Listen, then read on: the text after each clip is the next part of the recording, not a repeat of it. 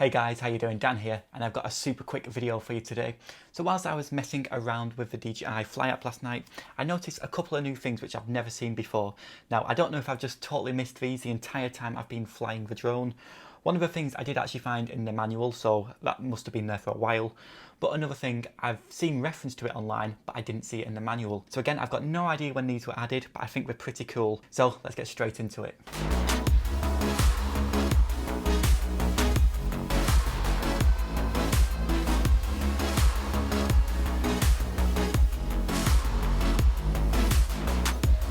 So guys, I've got the DJI Fly app open here, and like I was saying, I was just scrolling through the app last night and I accidentally noticed a couple of things. I've never seen these before, so I was quite shocked when I saw them. Now, they all seem to be related to accessibility around flying the drone. Maybe you can't reach some of the buttons on the drone, but what you can do is you can actually use the gimbal tilt. So normally we just use the dial on the back. So I noticed last night where you can go up and down with the gimbal just by tapping on the screen and going up and down, and it's really smooth. It's really nice. Now, unfortunately, I can't really see a proper world use of this because if you're out flying, your fingers should be on the sticks. And then obviously to get to your screen, it's quite a reach. So I don't see how it's kind of better than the gimbal dial on the back. But maybe if someone else was holding your phone and you was just focusing on the flying, they could then do some really nice gimbal movements straight from the phone, which is really nice, and it allows you to get these slightly better shots whilst purely focusing on flying the drone. Also, along the similar lines to this, you can also zoom in on the screen. Now, I didn't see any reference to this in the manual. I did with the touchscreen gimbal, but not with this. So you can pinch to zoom like you would on just a phone screen. Now, it's not very usable. It's in a sense of recording the zoom. It's usable to get to your endpoint nice and quickly. You can also hold the 1x zoom down. You can zoom in and out doing that as well. So this is a nice kind of bit of a smoother zoom. I mean, it's still not ideal.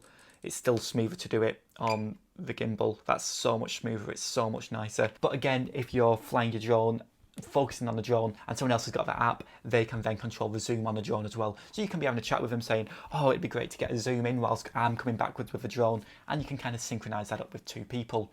Also with the gimbal as well, you could say, oh, I'm going to start going forward. So now if you can knock the gimbal all the way down and slowly bring it up, they could do that for you if you did want to purely focus on just the flying the drone. Like I was saying, I can't really see many uses for me because I fly on my own most of the time, and I wouldn't really be able to reach the screen to do this sort of stuff whilst flying. And in all honesty, I quite like the gimbal dial. It's nice and smoother anyway, and I like how you can zoom in doing that as well.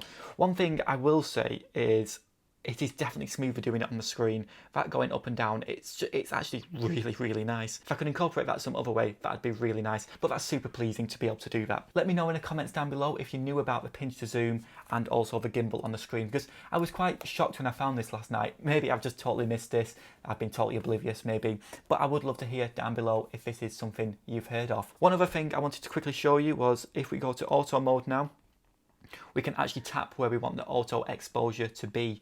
So we can tap my screen, for example. There we go, so it's going to expose to my screen. You can tap my face, it's going to expose to my face. Hello.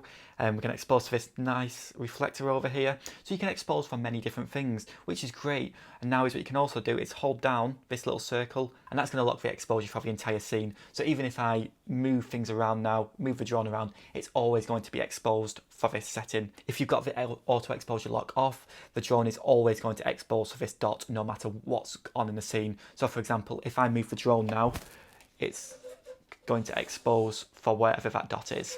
But if I go back and lock the exposure on the light, just by holding it down again, and then move it, it's always going to be the same.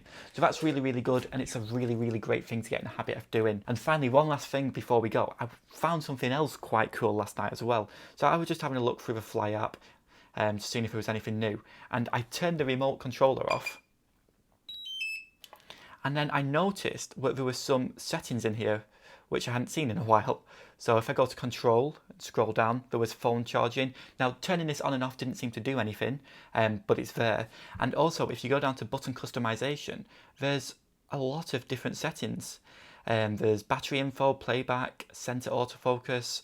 So I'm assuming these are for the higher end drones, not the DJI Mini 2. But it's quite cool that you can see all of them things there whilst the remote controller is turned off. And there was a couple of other things just dotted around too. But something quite cool, I thought, a little type of Easter egg type thing. But thank you very much for watching, guys. I hope you enjoyed this one, and I'll see you in the next video. Cheers.